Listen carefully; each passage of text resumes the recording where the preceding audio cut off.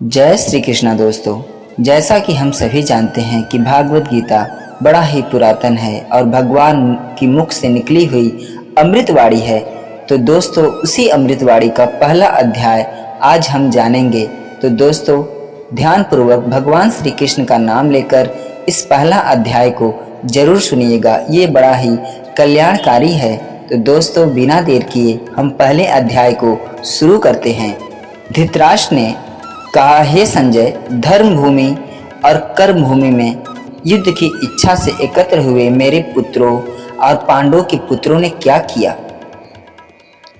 तब संजय ने कहा, हे राजन, इस समय राजा दुर्योधन पांडु पुत्रों की सेना की व्यूह रचना को देखकर आचार्य द्रोण के पास जाकर कह रहे हैं, हे आचार्य, पांडु पुत्रों की इस विशाल सेना को देखिए, जिसे आपके बुद्धिमान शिष्य द्रुपद पुत्र धृष्टद्युम्न ने इतने कौशल से व्यूह के आकार में सजाया है।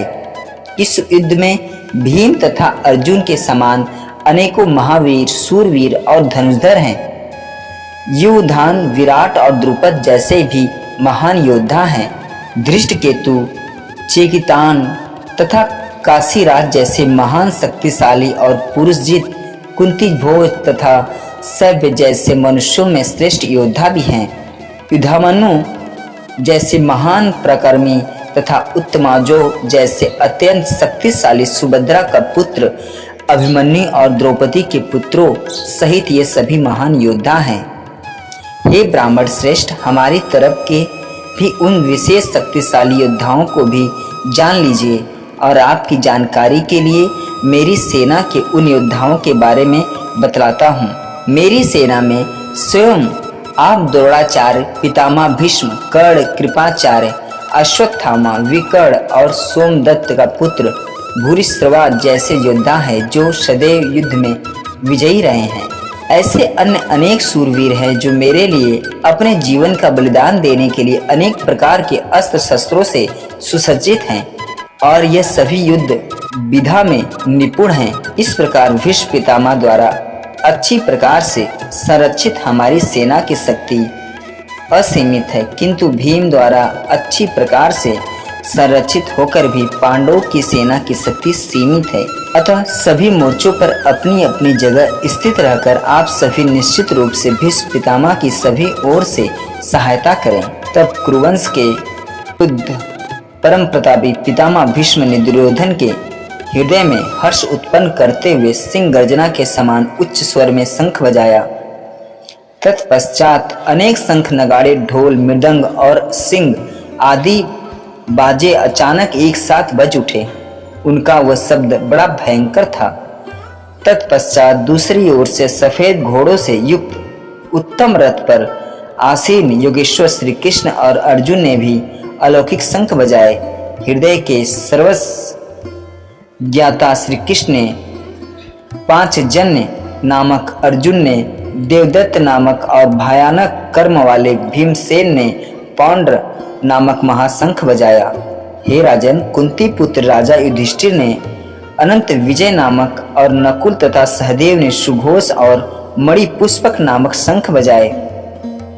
श्रेष्ठ धनुष वाले काशीराज और महारथी शिखंडी एवं धृष्टद्युम्न तथा राजा विराट और कभी न हारने वाला सात्विक राजा द्रुपद एवं द्रौपदी के 5 पुत्र और बड़ी भुजा वाले सुभद्रा पुत्र अभिमन्यु आदि सभी ने अलग अलग शंख बजाए। उस भयंकर ध्वनि ने आकाश और पृथ्वी को गुंजायमान करते हुए धृतराष्ट्र के पुत्रों के हृदय में शोक उत्पन्न कर दिया।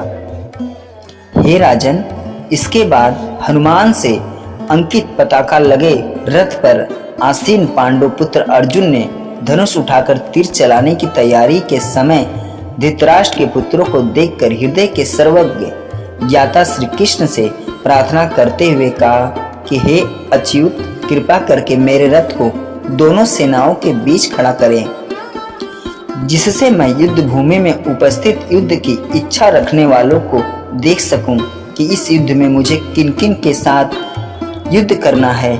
मैं उनको भी देख सकूं कि जो ये राजा लोग यहाँ पर धृतराष्ट्र के दुर्बुद्धि पुत्र दुर्योधन के हित की इच्छा से युद्ध करने के लिए एकत्रित हुए हैं। संजय वाच, हे भरतवंशी अर्जुन, द्वारा इस प्रकार कहे जाने वाले हृदय के पूर्ण ज्ञाता श्री कृष्ण ने दोनों सेनाओं के बीच में उस उत्तम रथ को खड़ा कर दिया। इस प्रकार भीष्म पितामह, आचार्य द्रोण तथा संसार के सभी राजाओं के सामने कहा कि हे पार्थ, युद्ध के लिए एकत्रित हुए इन सभी कुरु वंश के सदस्यों को देख लो। वहां पृथा पुत्र अर्जुन ने अपने ताऊओं, चाचाओं को, दादाओं को, परदादाओं को, गुरुओं को, मामाओं को, भाइयों को, पुत्रों को, पौत्रों को और मित्रों को देखा। कुंती पुत्र अर्जुन ने ससुरों को और शुभचिंतकों को सहित दोनों तरफ की सेनाओं में अपने ही सभी संबंधियों को देखा। तब करुणा से अभिभूत होकर शोक करते हुए अर्जुन ने कहा, हे कृष्ण, युद्ध की इच्छा वाले इन सभी मित्रों तथा संबंधियों को उपस्थित देखकर मेरे शरीर के सभी अंग कांप रहे हैं और मुख से सूखा जा रहा है और मेरे शरीर के कंपन से रोमांच उत्पन्न हो रहा है। मेरे हाथ से गांडीव धनुष छूट रहा है और त्वचा भी जल रही है। मेरा मन भ्रमित सा हो रहा है प्रभु, इसलिए मैं खड़ा भी नहीं रह पा रहा हूँ। हे केशव, मुझे तो केवल अशुभ लक्षण ही दिखाई दे रहे हैं। युद्ध में स्वजनों को मारने में मुझे कोई कल्याण दिखाई नहीं देता। हे कृष्ण, मैं न तो विजय चाहता हूँ और न ही राज्य और सुखों की इच्छा करता हूँ। हे गोविंद, हमें ऐसे राज्य सुख अथवा इस जीवन से क्या लाभ है जिनके साथ हमें राज्य आदि सुखों को भोगने की इच्छा है, जब वही अपने जीवन के सभी सुखों को त्याग करके इस युद्ध में भूमि में खड़े हैं।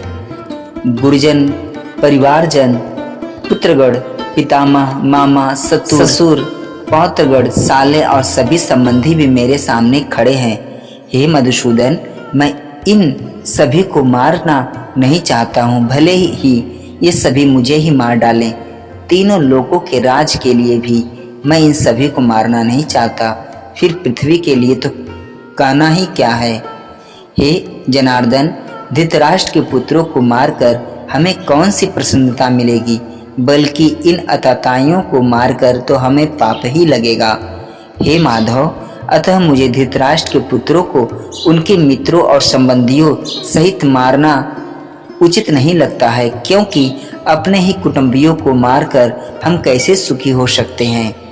यद्यपि लोभ के कारण इन भ्रमित चित्त वालों को कुल के नाश से उत्पन्न होने वाले दोष दिखाई नहीं देते हैं और मित्रों से विरोध करने में कोई पाप दिखाई नहीं देता है।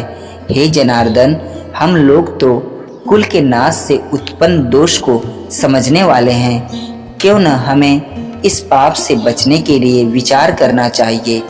कुल के नाश से सनातन कुल धर्म नष्ट हो जाते हैं तथा धर्म का नाश हो जाने पर संपूर्ण कुल में अधर्म फैल जाता है। हे कृष्ण, अधर्म अधिक बढ़ जाने से कुल की स्त्रियां दूषित हो जाती हैं। स्त्रियों के दूषित हो जाने पर अवांछित संतानें उत्पन्न होती हैं। अवांछित संतानों की वृद्धि से निश्चय ही कुल में नारकीय जीवन उत्पन्न होता है। ऐसे पतित कुलों के पितृ गिर जाते हैं, क्योंकि पिंड और जल के दान की क्रियाएं समाप्त हो जाती हैं। इन अवांछित संतानों की दुष्कर्मों से सनातन कुल धर्म और जाति धर्म नष्ट हो जाते हैं। हे जनार्दन, जिनका कुल धर्म नष्ट हो गया है, ऐसे मनुष्यों का अनिश्चित काल तक नरक में रहना पड़ता है, ऐसा हम सुनते आए हैं। ओह, कितने आश्चर्य की बात है कि हम लोग बुद्धिमान होकर भी महान पाप करने को तैयार हो गए, जो राज्य और सुख के लोभ से अपने परिजनों को मारने के लिए आतुर हो गए हैं। यदि मुझ शस्त्र रहित विरोध न करने वालों को धृतराष्ट्र के पुत्र हाथ में शस्त्र लेकर युद्ध में मार डाले तो भी इस प्रकार मरना मेरे लिए अधिक श्रेयकर होगा। संजय ने कहा, इस प्रकार शोक से हुआ मन वाला अर्जुन युद्ध भूमि में यह कहकर बाणों सहित धनुष को त्याग कर रथ के पिछले भाग में बैठ गया।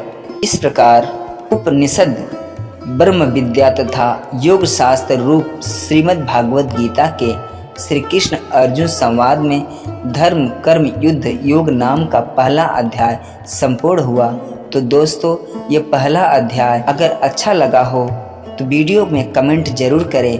कुछ त्रुटियां हुई हो तो उसके लिए हम क्षमा प्रार्थी हैं। तो दोस्तों, अगर ये वीडियो अच्छी लगी हो तो चैनल को भगवान श्री कृष्ण के लिए लाइक शेयर सब्सक्राइब जरूर करें।